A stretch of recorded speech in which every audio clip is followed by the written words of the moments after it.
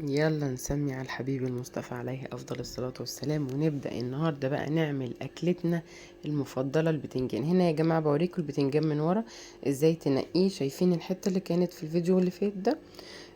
قد ايه هي واسعة. دي البتنجانية الحلوة لازم تكون بتلمع ورفيعة، ما تجيبوهاش كبيرة قوي، دي بتبقى مليانة بذر ومش هتعجبكم. هنعمل بقى النهاردة مسقعة كده حلوة على الجريل. مش هنستخدم زيت كتير كتير خالص زي ما بنعمل ونقليها والكلام ده كله، وبطريقة سهلة وبسيطة قوي. مش هنستخدم غير نص فنجان او فنجان بالكتير زيت، ويمكن اقل كمان على حسب ما انتي تكوني حابة تعمليه. انا بجيب بقى يا جماعة البتنجان اكون غسلاه طبعا هو والخضار بتاعه. بصوا انا بقطعها ازاي، 3 بالطول وبعد كده تقطعها مكعبات. دي الطريقة اللي انا بستخدمها. طبعا التقطيع بتاعك بس المكعبات دي بتكون افضل طريقة على الجريل. خلاص. في الكمية دي انا استخدمت يا جماعة كيلو بتنجان، هو كان كيلو تقريبا وشوية، بس انا شلت واحدة من الكمية دي. انا عملت بس 3، شلت واحدة عملت بيها بابا غنوج. هنزل لكم برضو في الفيديو ده، هيعجبكم قوي قوي، طريقة جميلة جدا بتاعت المطاعم. واستخدمت مع الكمية دي 4 فلفلات رومي حجم متوسط، و2 طماطم حجم متوسط، و2 فلفل حار. طبعا الفلفل الحار لو عندك اطفال مش هتستخدميه، لو بيحبوه تمام. هنقطعهم بقى كلهم يا جماعة، نحطهم في مصفى. خلاص. بس هقطع بقى بقية الكمية دي كلها. طبعا يا جماعة احنا عارفين فوائد البتنجان ان كله حديد. طبعا الناس اللي تقدر تاكله ني تاكله، مفيد جدا جدا. وهو طبعا من الخضروات بتشرب الزيت جدا، فاحنا المرة دي بقى بنستخدمه على الجريل بطريقة حلوة جدا هتعجبكم بأمر الله، وهتعملوها وتقولي لي رأيكم في الكومنتات، لأن هي أحسن طريقة نعمل بيها المسقعة من غير ما تشرب زيت كتير، ولا نحط لها طماطم بقى وتحمى على قلبنا والكلام ده كله. ساعات طبعا بضيف لها لحمه مفرومه، بس للاسف انا ما كانش عندي لحمه مفرومه متعصجه، فكنت ساعات بضيف عليها كده طبق صغير او حاجه على الكميه دي برضو على الجريل، بس يكون مستوي طبعا بعيدا عن البتنجان وكده، ببقى مسوياها ومعصجاها. بس ما كانش عندي، هنزل لكم برضو فيديو تاني بالطريقه دي برضو نقدر نحط معاها اللحمه المفرومه. بس انا هقطع كل الكمية دي. بصوا يا جماعة كلهم بنفس الطريقة مكعبات، طريقة سهلة جدا. في ناس يا جماعة بتحب تقشر البتنجان، دي بتاعتك برضو انتي. انا ما بقشرهوش لاني بنقي البتنجان صغير، ما بنقيهوش كبير فما بيبقاش ممرر. لو في بذر كتير، بصي ما فيهوش بذر، البذر هو اللي بيخليه يمرر، ما يبقاش حلو في الطعم يعني.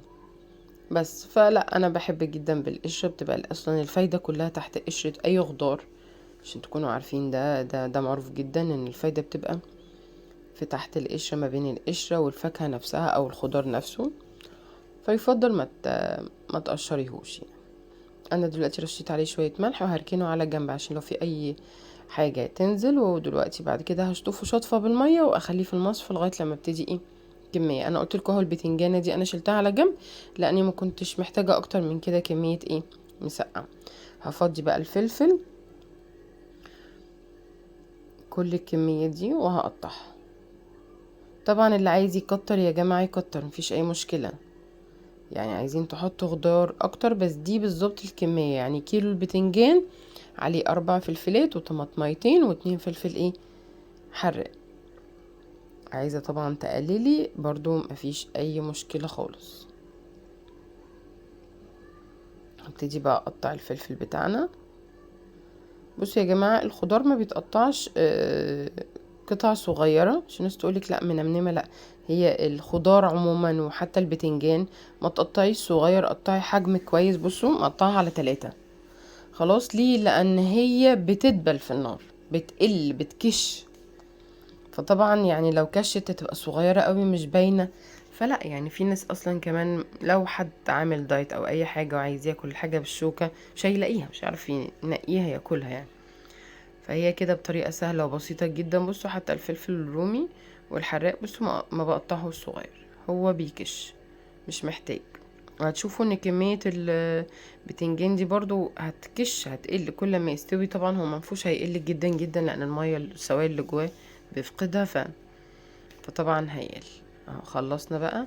هنقطع الطماطم وكده يبقى جهزنا الخضار، ونبتدي نجيب الجريل ونبتدي. انا الجريل ده مخليه بقى للشوي، شوح عليه حاجات بستخدمه على طول بصراحة، يعني ده ايدي ورجلي يعني مبهدلة بصراحة معاه الجريل ده. الكمية اللي انا حطيتها بقى دي يا جماعة كمية بالظبط نص فنجان زيت، خلاص يعني مش كتير. ابتدي بقى انزل بالبتنجان كله، بس يكون الجريل سخن طبعا والزيت طبعا حمي شوية. ابتدي بقى انزل ايه بالكمية بتاعة البتنجان. بصوا يا جماعة 10 دقايق وهتاكلي مسقعة، 10 دقايق بالظبط. خلاص النار عالية، طالما الجريل مش هيلسع الاكل، فالجريل طبعا انتوا عارفين الحاجة متلزقش فيه. بصوا بوزعهم كده ياخدوا النار، وابتدي بقى كل شوية اقلب فيه، مش كل شوية كل شوية يعني، انا عايزينه برضو ايه ياخد سواه، فاهمين؟ بس اهم حاجة اقلبه ان الزيت يطول كل البتنجان، اول لما تحطيه تقلبيه تقليبه حلوة. بصوا بقى يا جماعة انا عايزة البتنجان يبقى كده يدبل. بصوا يا جماعة دبل خلاص، مفيش 10 دقايق. حطيت الفلفل والطماطم والخضار بتاعنا، وحطيت معلقة توم كبيرة. انا حطيتهم على جنب كده بحيث ان انا ايه اشوحهم شوية كده الاول لوحدهم مع التوم، وبعد كده قلبتهم مع البتنجان. بصوا يا جماعة مفيش ثواني، عايز تعمليه على فطار، تعمليه على غدا معاه جنبه شوية بطاطس شوية مكرونة، مفيش اسهل من كده ولا اسرع من كده.